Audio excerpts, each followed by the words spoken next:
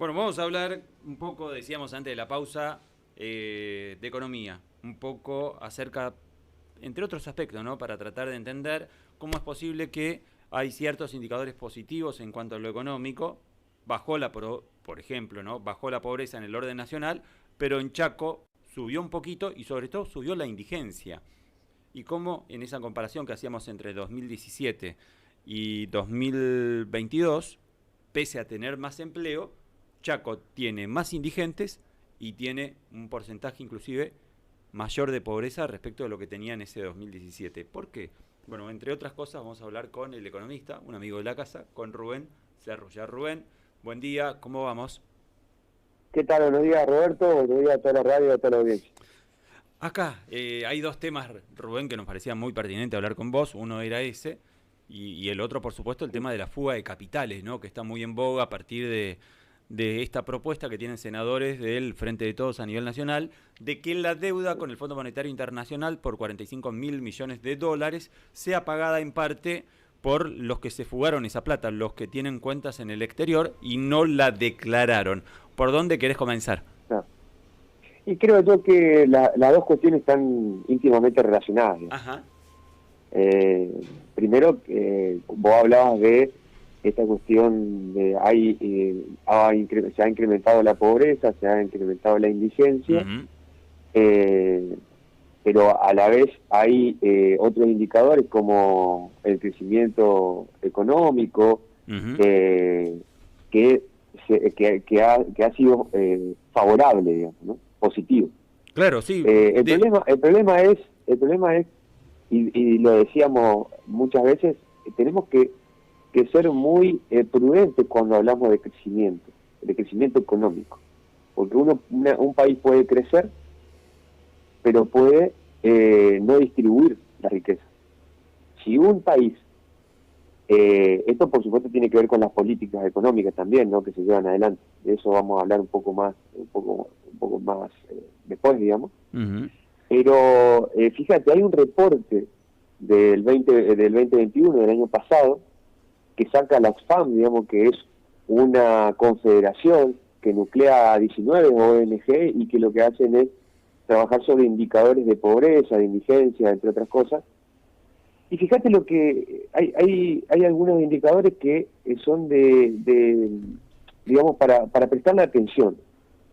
Durante el 2021, y de hecho la revista Forbes, que es la revista donde también se identifican con los multimillonarios, entre otras cosas, habla de que en el 2021 se sumaron 700 multimillonarios más a los que ya había.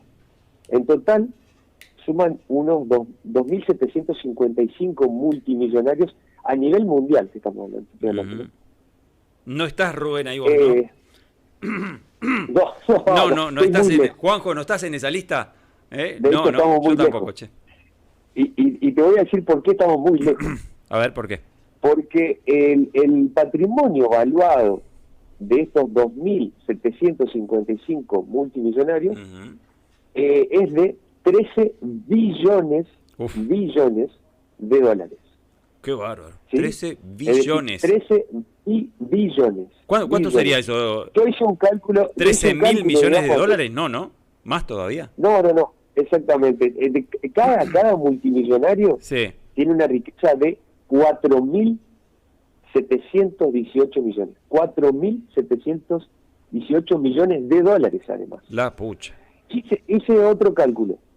La canasta básica hoy está en 83.807 con la última actualización. Exacto, se necesita... Eso aproximadamente... Claro, se necesita más de 83.000 pesos para no ser pobre. Exactamente. Eso evaluado en dólares, al dólar oficial, digamos, 117 pesos por dólar, te da 716 dólares. Es decir, vos necesitas 716 dólares para no ser pobre. Claro. Ahora, si vos a eso lo asociás con la cantidad, digamos, la cantidad de patrimonio que tiene cada multimillonario, significa que cada persona necesita 6 millones, o sea, 6.590.000 353 veces 6 millones, 6.590.000 para equiparar con lo que está ganando el multimillonario. Imagínate lo que tiene que trabajar. No hay digamos, seamos sinceros, no alcanza la vida. No alcanza, ni pegando el 15-6, ni pegando el loto podemos igualar eso. Exactamente.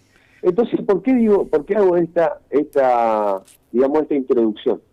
Porque el problema de que aumente la pobreza y aumente la indigencia y por otro lado haya crecimiento, el problema es que hay una concentración de la riqueza, tanto a nivel mundial como a nivel país y también a nivel provincial, Roberto.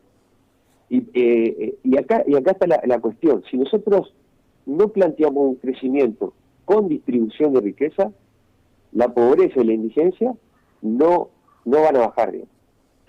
Y acá también incluyo otra cuestión que me parece muy importante, el tema inflacionario, la inflación. Si se incrementa la inflación o el proceso de inflación se acelera, va a haber más gente que caiga en la pobreza y más gente que caiga en la indigencia. ¿Por qué? Porque eso hace que la canasta básica que todas las personas necesitamos cuando vamos a comprar al supermercado, al comercio o al kiosco de la vuelta a la casa, se va a incrementar. Entonces, si se incrementa los precios de esa canasta básica, mi plata va a valer menos. Por lo tanto, no voy a alcanzar a esa canasta básica. Entonces, eso por un lado. Entonces, ahí ya tenés incremento de la pobreza e incremento de la indigencia. Ahora, ¿quiénes incrementan la pobreza? ¿Quiénes incrementan los precios? Y la concentración de mercado. Queda claro. Aparte de otro multicausal, ¿no? Claro. La inflación es multicausal, pero una de las cosas es la concentración de poder del mercado. Rubén, fíjate todo lo que estás diciendo. Nosotros hoy estábamos pasando un audio del presidente de la Nación, Alberto Fernández, en donde hace un diagnóstico acerca de la situación del país. Me parece que es atinado, me parece que es un diagnóstico muy certero el que da el presidente. Si te parece, vamos a escucharlo. Son 26 segundos nada más del presidente de la Nación para refrescar, y me gustaría tener tu consideración a propósito de este mensaje del presidente de la Nación, a propósito de cómo evalúa la situación económica y cuál es el diagnóstico que tiene el presidente acerca de lo que estamos hablando. Esto decía el presidente.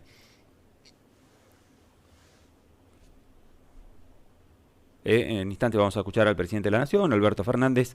Vamos a recordar el audio que recién estábamos pasando. Esto decía Alberto Fernández. Escuchemos con atención. En verdad, estamos produciendo mucho más. En verdad, se está creando mucho trabajo. Tenemos una tasa de desempleo de las más bajas del 2013. Estamos en una actividad que es la actividad de maquinaria agrícola que no registró el año pasado el crecimiento más alto desde 1996. Dense cuenta en qué momento estamos viviendo de producción y de trabajo, pero no estamos logrando distribuir adecuadamente. Eso decía el presidente de la Nación, Rubén. Estamos teniendo el crecimiento más importante en los últimos 18 años, desde 1996 que no crecemos esto, pero no estamos logrando distribuir correctamente. ¿Estás de acuerdo con el presidente? Sí, efectivamente, y tiene que ver con lo que yo venía planteando al principio, ¿no? Claro. O sea, si vos no podés distribuir, esa riqueza le sigue perteneciendo a los mismos de siempre. Es decir, se sigue concentrando. Si vos, podés llevar adelante políticas públicas, ¿sí? Podés llevar adelante políticas públicas, por ejemplo, diferentes programas, ponerles incremento salarial, digamos, a los trabajadores y las trabajadoras, pero si la concentración de mercado se sigue manteniendo y se sigue concentrando aún más, y de hecho en la pandemia se concentró aún más eso, van a ser unos pocos los que se van a quedar con el total de la riqueza de un país. Y acá también agrego otra cuestión, y por eso te decía que está todo asociado también, porque la fuga de capitales también implica esto. Si vos agarrás y no podés cortar con la fuga de capitales y también cortar con la evasión impositiva, ¿sí? Y sobre todo porque la evasión la realizan los que más tienen, no los que menos tienen. Los que menos tienen pagan el IVA, pagan el impuesto al ingreso bruto de las pequeñas y medianas empresas, pagan ganancias los trabajadores y las trabajadoras. Ahora, las multinacionales, sectores corporativos, sectores financieros, siguen evadiendo impuestos y siguen también fugando capitales. Eso, y acá también, por eso incluye lo de fuga de capitales. La fuga de capitales es cuando salen los dólares, en este caso, del circuito económico, ¿sí? Es decir, puede ser, digamos, una multinacional que compró bienes, lo cambió, o sea, digamos, que obtuvo dinero con la venta de los bienes o servicios, lo cambió en dólares y lo llevó a su casa matriz, que es en el extranjero. Puede venir un inversor, jugar a la bicicleta financiera, comprarle VA, comprarle LIC, comprar cualquier acción o bono en la Argentina, ganarse los intereses, cambiarlo, esos intereses que genera en pesos, cambiarlo a dólares y llevarlo al extranjero. Todo eso implica que ese dinero no queda en la Argentina. Y si no queda en la Argentina, tampoco contribuye a distribuir la riqueza. Entonces, ese dinero fugado que se va, o que se va también producto de la evasión, porque no paga impuestos, recordemos que los impuestos son distributivos, porque justamente se utilizan para llevar adelante,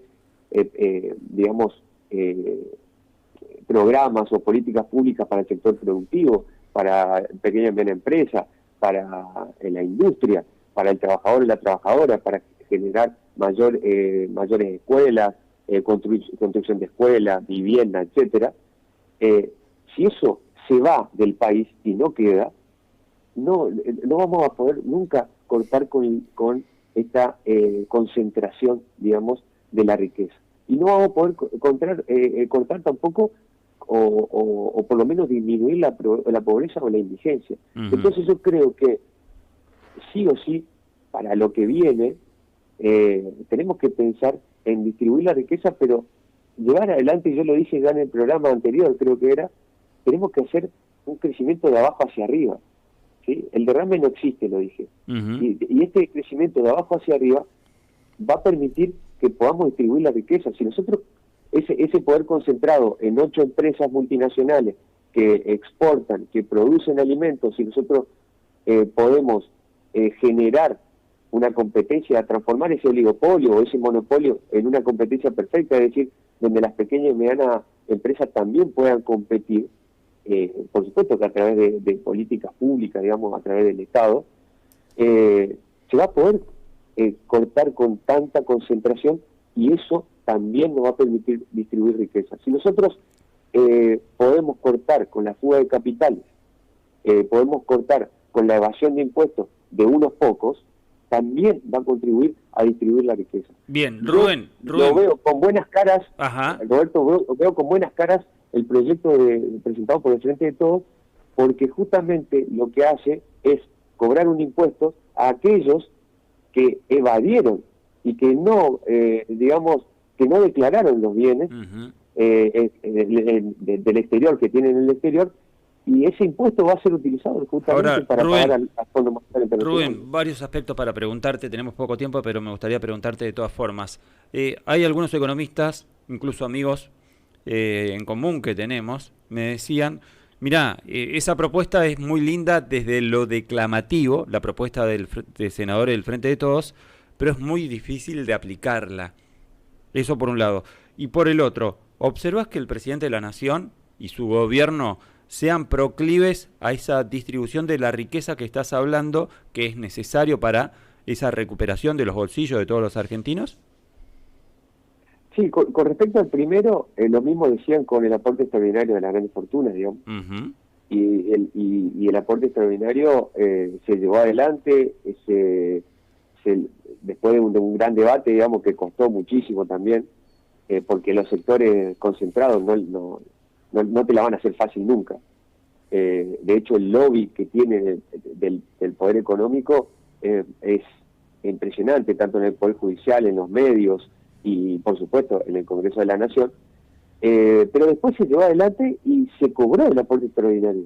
Y ese aporte extraordinario se pudo utilizar para programas Progresar, para generar, digamos, cloacas en barrios populares, para pequeña y mediana empresa, para subsidio a pequeña y mediana empresa, que eso también generaba, digamos, que esa empresa incremente su planta, incremente el nivel de empleo, que aumente en los trabajadores y las trabajadoras, y eso también se incremente el salario. Fíjate que también pensaban de eso. Yo creo que sí se puede llevar adelante.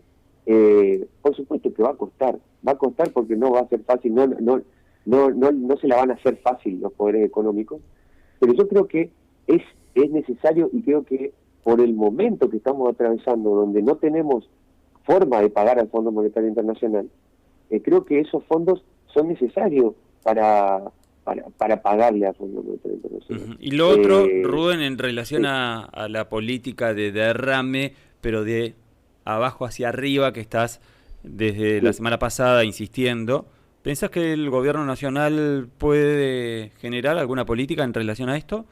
Porque por ahora hace buen diagnóstico el presidente, pero la receta de ese análisis, de ese diagnóstico, todavía no aparece. Sí, efectivamente, hay un muy buen diagnóstico, digamos, pero faltan políticas públicas para eso.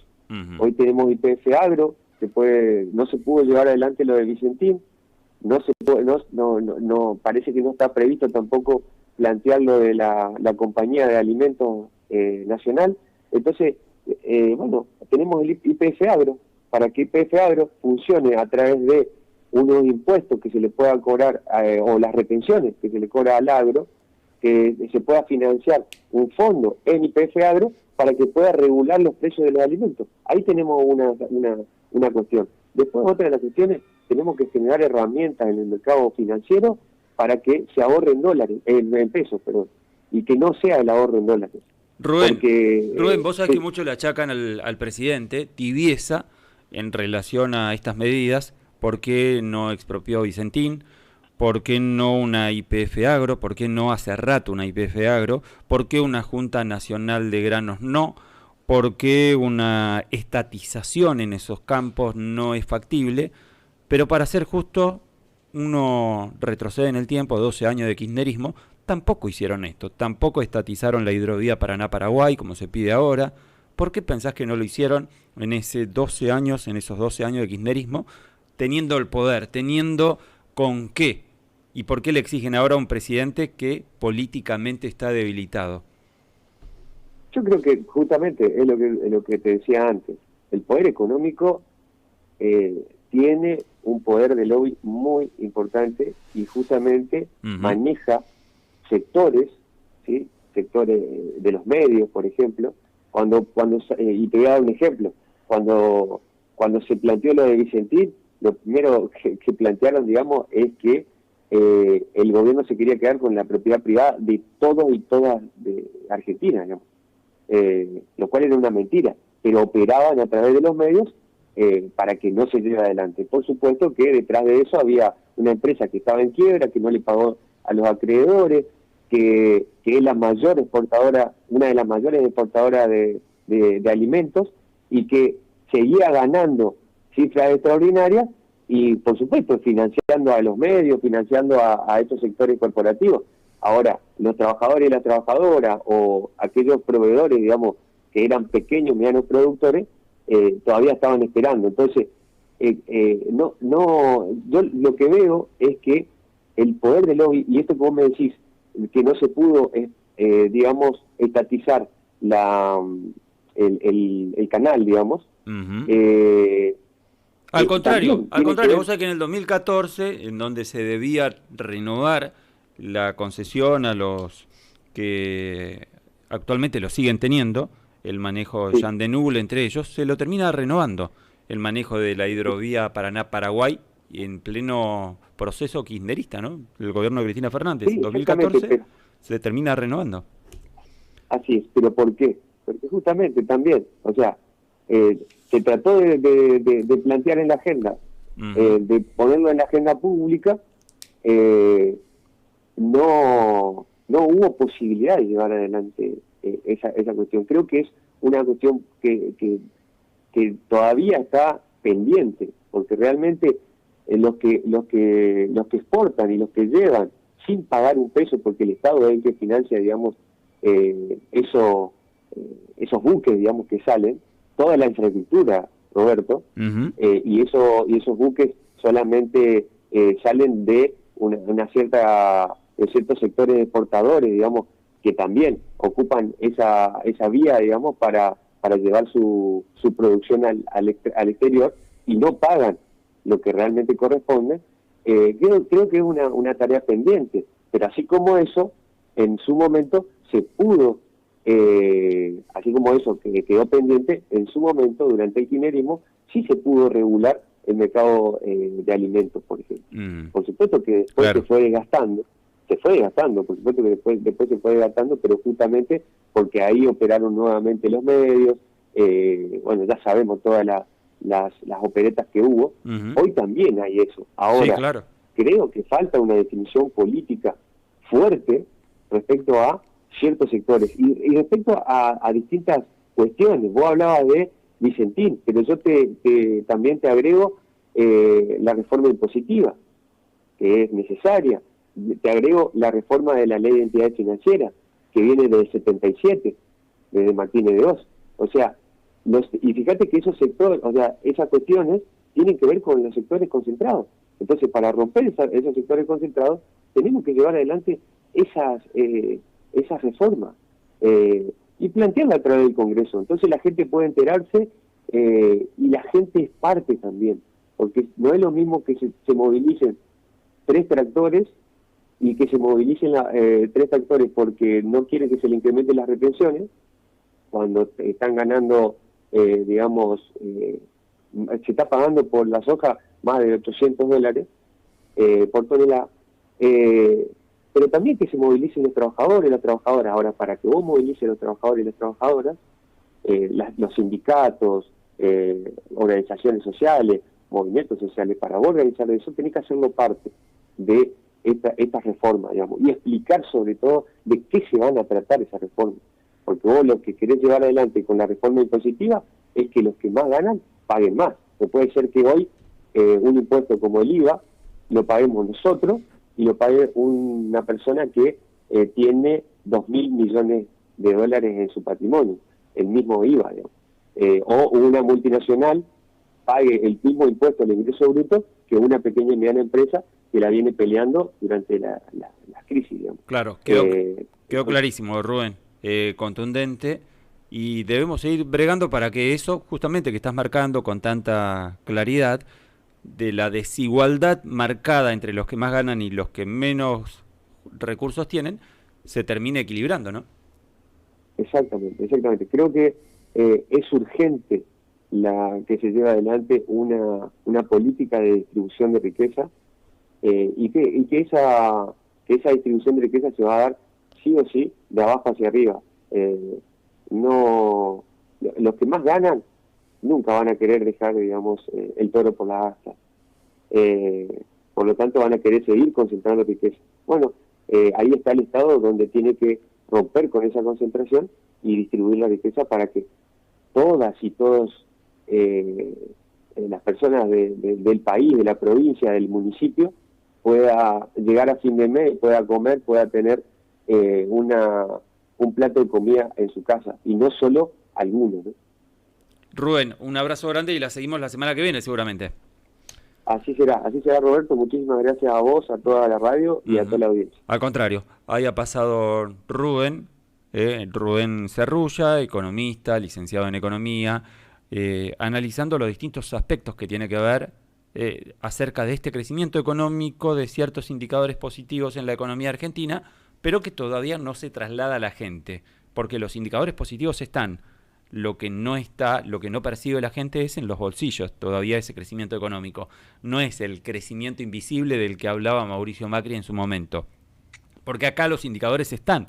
Acá el problema es que todavía la inflación sigue afectando fuertemente a los bolsillos de la gente, y eso hace que ese crecimiento ostensible, palpable en los indicadores, no se traslade a la gente.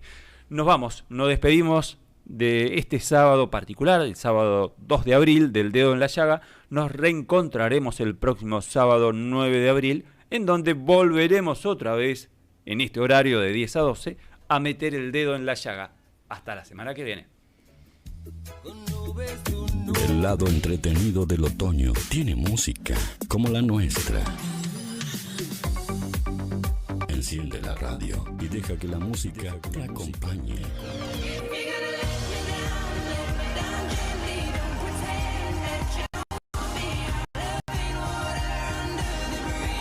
Que la música te acompañe. FM Independencia 106.9.